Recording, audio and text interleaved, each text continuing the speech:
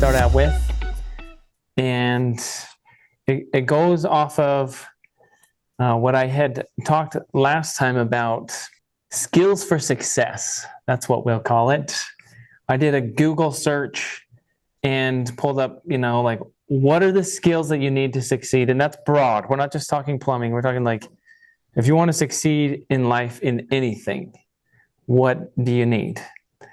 And interestingly, one of the basic skills that came up is reading, just being able to read. Now, you and I may say to ourselves, well, I know how to read.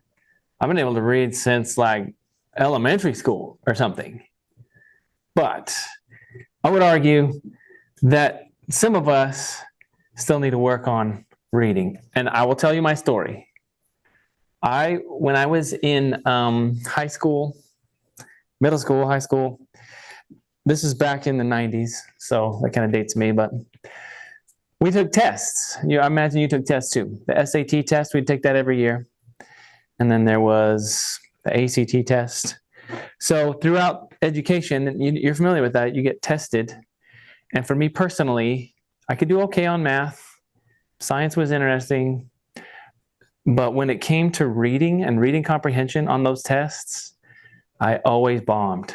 I just can't focus my mind on words on a page and read.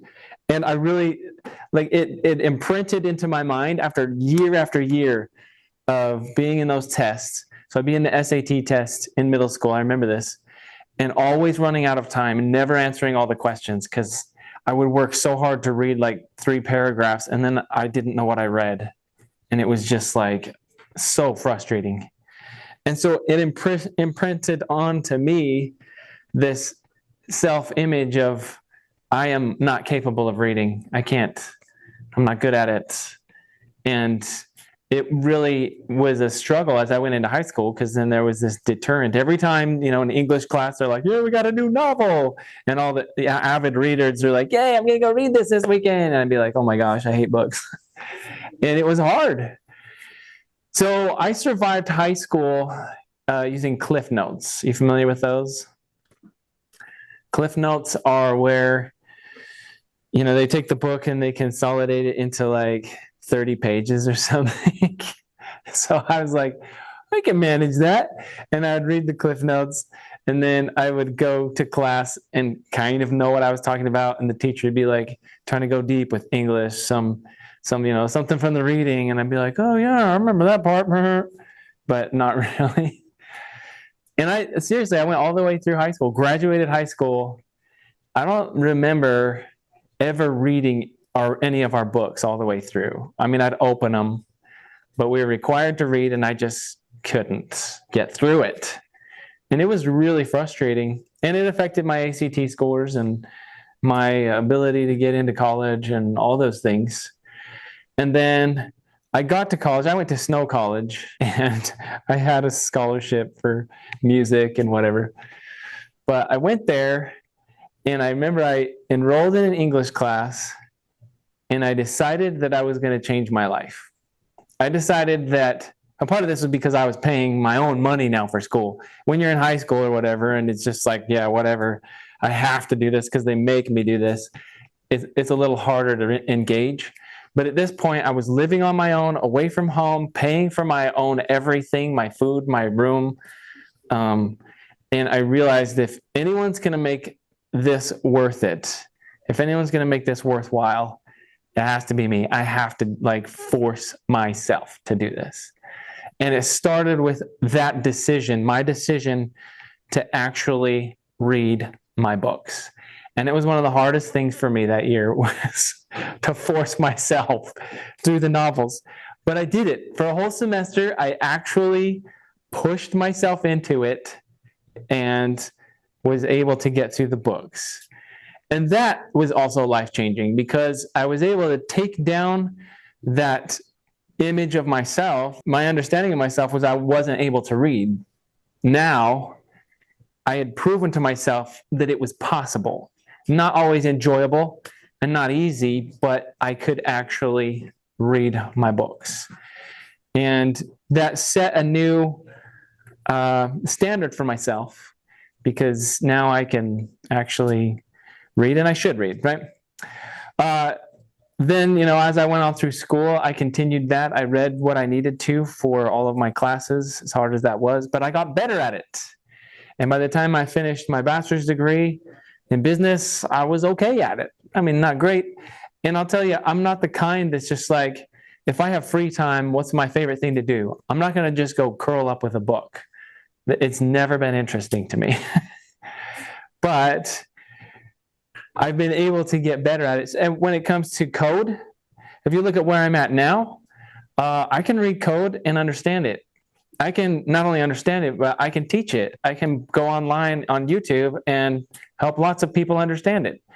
And this all coming from a person who, clear back in middle school, high school, was really incapable of reading comprehension and struggled desperately just to survive school. So that's my story. Maybe you can relate. Maybe some of that was hard for you when you were going through school, or maybe it was math, because we're going to have math, and it may be the same experience for you, where it was like, I hated it, I barely survived, and I still don't want to do it. And that's okay. It's okay to have those feelings. But going back to the skills for success, Americans are reading fewer books and spending less time reading than ever. So in the past, you think about what was reading. Let's rewind. I'd like to take us a little bit through world history for just a minute. And all of this to emphasize the importance of reading, right? Go back 2,000 years. You got the Romans going on. How were people communicating at that time? Those that could read and write, they'd get out a parchment and they'd write stuff down. And then Rome fell. There was a lot of, internal problems with Rome and their government and the Romans, and their empire falls. A bunch of barbarians take over. And in general, people didn't like what Rome was doing. And so they threw out, when we look at plumbing history, we looked at that last semester, they threw out a lot of the plumbing advancements. They stopped running pipes. They stopped making aqueducts. They went back to living in the gutters and rolling in their own filth, right? And at the same time, reading and writing as a skill kind of disappeared. Over the next centuries, especially, I'm kind of focusing on the European history here, the churches, they had written records, but they used it selectively. They didn't they didn't teach people to read, and they didn't want people to be able to read. Say, if they had the Bible, they would withhold that from the people, because if the people can't read, then we can tell them what's up, and we can hold all the power. And that went on for centuries, where these churches would just gain enormous wealth and oppress the people. And I'm not condemning any particular churches or trying to criticize anyone. I'm just looking objectively at history. That's kind of a pattern. And if you look at that same pattern, when there's people who are in power and they want to control others, then they limit reading. Okay, let's go fast forward to, there's about 80 years ago or so, World War II. The Nazis are trying to control the minds of the people, and they would have them round up books and burn them. Books on topics that the Nazis didn't approve of, books of religious nature, whatever. They would just round up books and burn them, because they were trying to restrict people's reading. You see this pattern in history, where reading actually liberates people, it empowers people, it opens your minds, and that's why it's such a critical skill, right? Because if you can read, then other people cannot hold you back. So there's that little bit of history on the importance of reading. But even if you just look at it, come back to that statement where she says, Americans are reading fewer books and spending less time reading than ever. Why would that be? But it's really true. The technology of today makes it easier to be entertained without reading. And more people nowadays get on their social media apps, and they call it doom scrolling now, right? You just go in. It's so weird. I mean, do you ever like take a step back and look at that? Think about what's happening. If I get into Facebook or Instagram or whatever, I get sucked in and I'm looking at things. It's a little irritating when there's so much. Like if I want to know about my family and friends, and I get bombarded with so many other stupid things, that's annoying. But some apps are not even like that. They just throw out to you in front of you the things that you want to see.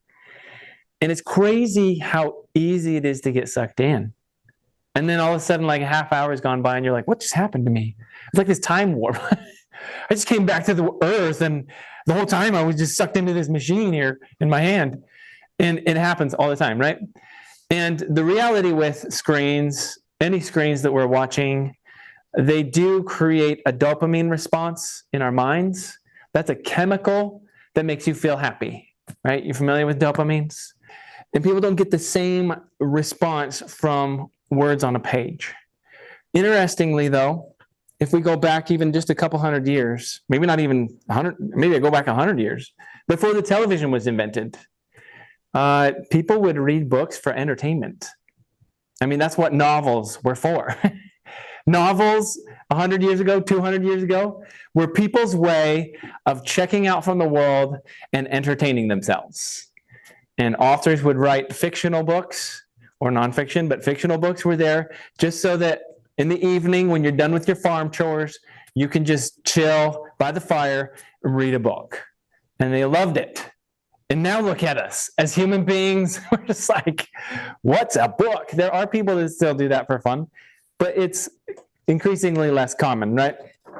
So, what's the point of all this? The point is that when it comes to reading actually takes effort. It takes more work, more intentional application of your mind than if you're just scrolling on a screen.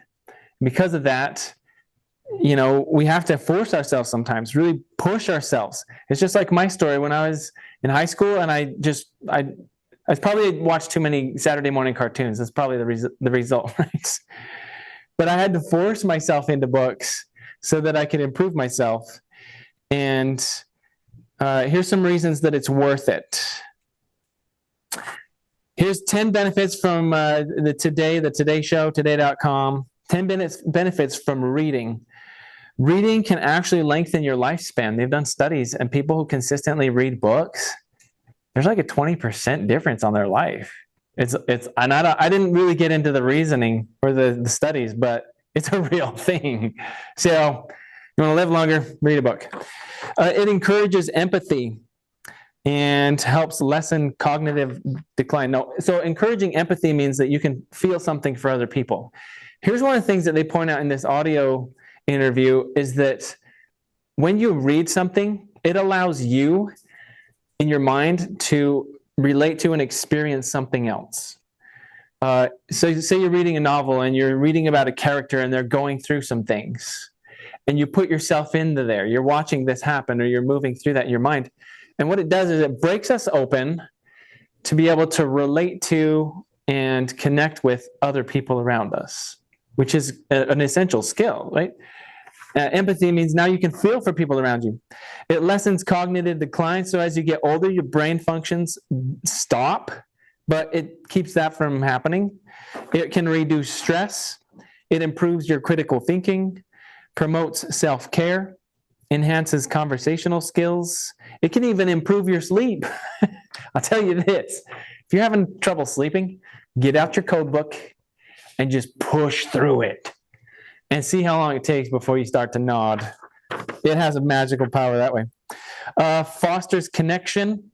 And that's, again, going back to like being able to relate to people. And it provides time for you to recharge your batteries. Those are just a few of the benefits from reading. Other lists online have other things. But in short, reading does take some work, but there's huge benefits to it. And the reason I'm just, going off on reading for 20 minutes here is because I just want to emphasize the importance of reading the content. I'm inviting you to also take the time, as a part of the class, to open the books and to read what's in the chapters.